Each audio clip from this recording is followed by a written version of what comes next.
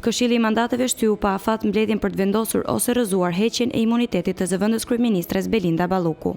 Gjatë 6 orëve që po bëheshin këto diskutime, në media rodhen disa faqe të dosjes hetimore dhe të relacionit që s'pak kishte hartuar për mbledhjen e sotme. Nga faqet e shkëputura nga dosja, vjet re që bashkë me zëvendës kryeministren Balluku përfshihet dhe kryeministri i Shqipërisë Edi Rama.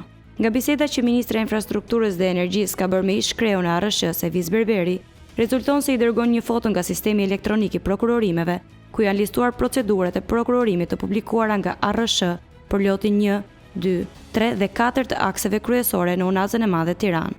Një ndër lotet është loti 1, kontrata A, supervizion punimesh mirëmbajtje me performancë të akseve kryesore të rajonit Verior. Për këtë flet ky se ka rënë dakord me Ramën.